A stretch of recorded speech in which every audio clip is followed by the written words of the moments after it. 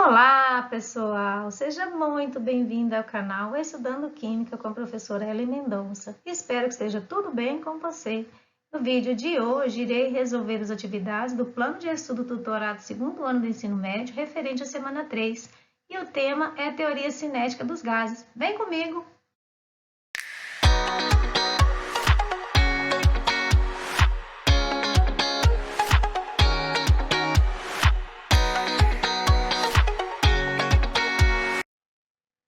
E antes de iniciarmos, eu gostaria de agradecer a você que já se inscreveu no canal, já ativou o sininho.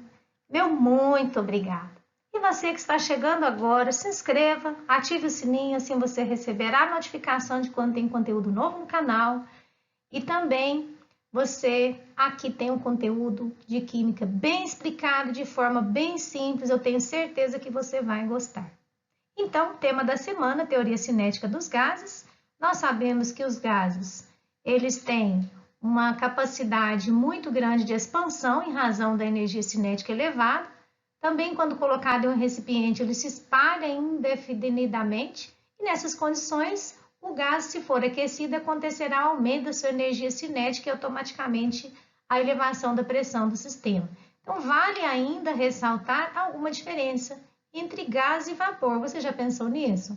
Apesar de estarem no mesmo estado físico, eles têm capacidades, naturezas diferentes. O vapor, quando colocado em alta pressão ou diminuição de temperatura, ele volta ao estado líquido. Os gases, por sua vez, isso não acontece.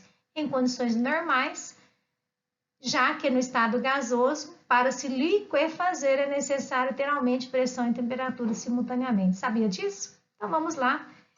Deixo aqui a sugestão para vocês dos vídeos que tem no meu canal sobre esse assunto. Vale a pena você complementar os seus estudos, tirar um tempinho, assistir esses vídeos. Deixarei na descrição do canal, do vídeo, aqui no canal, o link para você acessar cada uma dessas videoaulas aí e complementar o seu estudo sobre os gases. Bom, então vamos relembrar alguns pontos principais das características dos gases. As principais são expansibilidade, que é a propriedade de aumentar seu volume ocupando todo lugar disponível. Compressibilidade, propriedade de diminuir seu volume quando comprimido. Dilatabilidade, que é a propriedade de dilatar com a variação da temperatura. E a miscibilidade, que é um gás sempre se mistura uniformemente com outros gases. E sobre a teoria cinética dos gases? Segundo essa teoria, as partículas dos gases têm movimento livre, desordenado e com alta velocidade, e é facilmente comprimida. Se misturam com facilidade e se dilatam com calor. Veja que a teoria está relacionada com as suas principais características. Gás perfeito e gás ideal seria o gás que obedeceria rigorosamente às leis e fórmulas estudadas anteriormente, em quaisquer condições de pressão e temperatura. Também deveria encaixar-se perfeitamente no modelo descrito na teoria cinética. Na prática, gás ideal não existe. Vamos ao resumir, então, das transformações e as leis que acabamos de estudar, né? Espero que você tenha assistido os vídeos. Se não tem assistido, volte lá, porque aqui é um resuminho muito pequeno em relação ao conteúdo que tem lá. Então, qualquer uma das variáveis, volume, pressão e temperatura, ela está relacionada com uma lei e vamos ao que ocorre. Então, na transformação isotérmica, o volume varia, a pressão varia, a temperatura é constante, como o próprio nome indica, iso é igual, térmica, calor. Então, essa se refere à lei de Boyle-Mariotti. Para você fazer o cálculo, você vai estar utilizando a fórmula pressão vezes volume, que é igual a constante. Na transformação isobárica, o volume varia, a pressão é constante e a temperatura varia. Então, essa está relacionada com a lei de Gay-Lussac. Iso é igual, bárica está relacionado com pressão. E a fórmula volume, dividido pela temperatura. Então, essa é a constante aí da transformação isobárica. E na transformação isovolumétrica, também conhecido como isométrica ou isocórica, o que é constante é o volume. Então, varia a pressão e varia também a temperatura. A lei de Charles e a sua fórmula pressão dividida pela temperatura. Então, o que varia, né? Está aqui relacionado. Na isotérmica temos pressão constante, na isobárica pressão constante, perdão, e na isovolumétrica o que é constante é o volume. Depois nós temos a equação geral dos gases, que observada qualquer uma dessas constantes, né? Se você lembrar da equação geral, você chega em qualquer uma delas, ou seja, se na primeira aqui eu tenho isotérmica eu tenho temperatura constante, então temperatura T1 e T2 vai ser igual, automaticamente eu elimino, vai sobrar aqui pressão vezes volume inicial, pressão vezes volume igual a pressão vezes volume final. Então, você tem a fórmula da transformação isotérmica. Depois você tem, se é a isobárica, que é a pressão que é constante, então quando você tem pressão constante, o que sobra na fórmula? Volume inicial dividido pela temperatura igual a volume final dividido pela temperatura. E se você tem a transformação isovolumétrica, o que você tem constante é o volume, então elimina-se o volume da fórmula, você tem pressão inicial dividido pela temperatura, pressão final dividido pela temperatura final.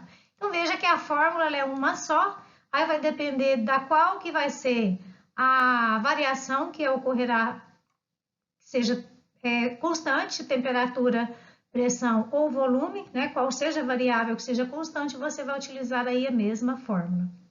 Bom, depois nós temos as condições normais de temperatura e pressão, que nós chamamos aí de CNTP, né, que é a pressão de uma atmosfera, ou 760 milímetros de mercúrio, e temos a temperatura de 0 graus ou 273 kelvins. Então, a gente trabalha com a temperatura em Kelvin. Então, sempre que der uma atividade para você resolver onde tem a temperatura em graus Celsius, você deve transformá-la para Kelvin. Vamos então para a correção das atividades. Se você tiver alguma dúvida, registre nos comentários. Se você gostar da aula, não se esqueça de registrar aí o seu gostei. Vamos lá então? Atividade 1. Explique com base no conteúdo da semana as características das substâncias no estado gasoso a seguir. Então, nós temos dois itens para a gente explicar. Primeiro, ocupa toda a capacidade do recipiente que a contém. E segundo, apresenta densidade bastante inferior à do líquido. Nós sabemos que os estados físicos da matéria são determinados pelo distanciamento entre as moléculas. Essas conexões moleculares e também a energia cinética que movimenta as partículas da amostra. Então, tudo isso está relacionado. Vamos então à primeira. As substâncias no estado gasoso são caracterizadas por partículas com velocidades médias elevadas e com grande distanciamento relativo, o que justifica o seu volume e forma variáveis, ocupando toda a capacidade do recipiente que a contém. Então, essa característica é uma das propriedades aí dos gases, que é a expansibilidade. No item 2, apresenta densidade bastante inferior à do líquido. O que ocorre nesse caso? Nós sabemos que a densidade é a razão entre a massa e o volume. Então, lembrando aqui a fórmula, quando pegamos uma amostra de uma massa de uma substância quando pegamos a mesma massa de uma substância no estado líquido e gasoso, o volume ocupado pela substância no estado gasoso será maior. Assim, a densidade final será menor se comparada com o estado líquido, que justifica ser inferior à densidade do líquido. Então, se você pegar a mesma massa e dividir aqui por um valor maior ou menor, isso vai te determinar a densidade. Então, o que ocorre no líquido, no gasoso, é justamente isso, porque o volume que ele vai ocupar é muito grande em relação à mesma massa de uma substância no estado líquido. Então, daí a densidade ser bastante inferior dos gases, ser bastante inferior dos líquidos. Ok? Atividade 2. Acidentes com botijões de gás de cozinha são noticiados com bastante frequência. Alguns deles ocorrem devido às más condições de industrializações, botijões defeituosos e outros por uso inadequado. Dentre esses últimos, um dos mais conhecidos é o armazenamento dos botijões em locais muito quentes. Nessas condições, e assumindo a lei dos gases ideais, é correto afirmar. Então, vamos lembrar primeiro o que são a lei geral aí dos gases. Ela estabelece uma relação entre pressão, volume e temperatura do gás. Então, tudo isso indica o que realmente pode acontecer aí com o gás. Então, vamos pensar que se esse botijão está colocado em locais muito quentes, então nós estamos falando da variável temperatura. Então, se a gente aumentar a temperatura de um gás, o que vai acontecer? Primeiro, o número de mols de moléculas desse gás permanece constante, então não vai haver alteração aí na quantidade de gás. O que vai haver é aumento da temperatura. Então, se aumenta a temperatura, aumenta também a pressão, assim as moléculas do gás ganham mais energia cinética e ficam mais agitadas.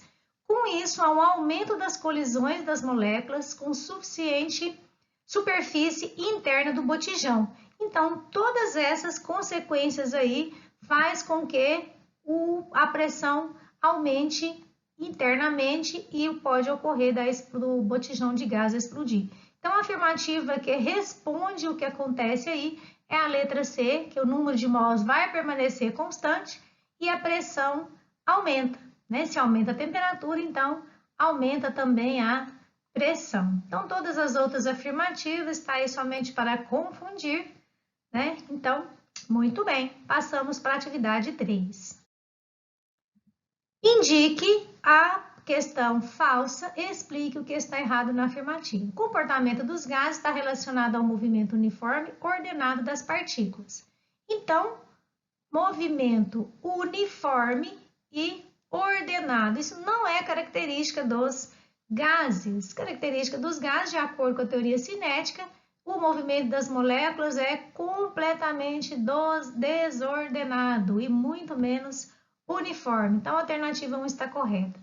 Na 2, os gases ideais não existem, pois são apenas modelos teóricos em que o volume das moléculas e suas interações são consideradas desprezíveis. Essa afirmativa está correta. Gases ideais são apenas modelos. Então, a afirmativa que está incorreta ou falsa é a primeira. Ok? Atividade 4. Um pneu de bicicleta é calibrado a uma pressão de 4 atmosferas em um dia frio, a temperatura de 7 graus Celsius. Supondo que o volume e a temperatura de gás injetada são as mesmas, qual será a pressão de calibração nos dias em que a temperatura atingir 37 graus Celsius?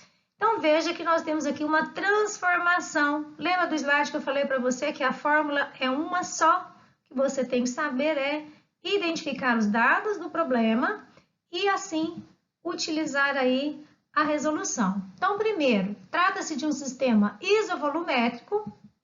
A pressão inicial é de 4 atmosferas, temperatura inicial 7 graus. Lembra que nós temos que transformar para Kelvin. Então, já temos aí 7 graus, corresponde a 280. A temperatura final, 37 graus, transformando para Kelvin, 310. A pressão final é o que nós estamos procurando, então o volume continua o mesmo. Então, utilizando a forma, se trata de uma transformação isovolumétrica, então o volume é constante. Então, o que sobra aí na nossa forma? Pressão inicial dividido pela temperatura inicial igual a pressão final dividido pela temperatura final. Então, podemos substituir aí os valores. A pressão inicial é 4.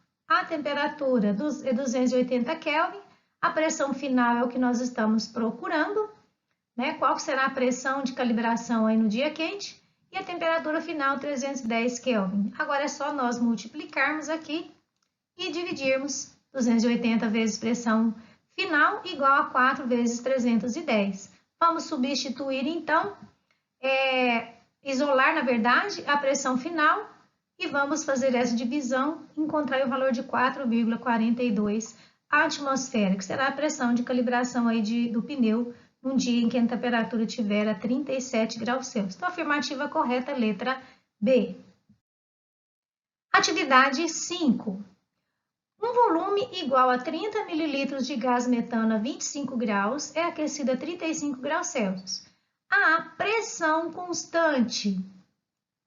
Calcule o novo volume do gás, dado que a temperatura é igual à temperatura em graus Celsius mais 273. Então, lembrando que a variação de volume ela obedece à lei de Charles, que é uma lei que trata sobre as transformações dos gases perfeitos, processados a pressão constante. Segundo essa lei de Charles, a uma temperatura constante, o volume de uma massa de gás será diretamente proporcional à temperatura. Então, vamos aos dados. Temos o volume inicial 30 ml, temperatura 25 graus e a pressão ocorre constante.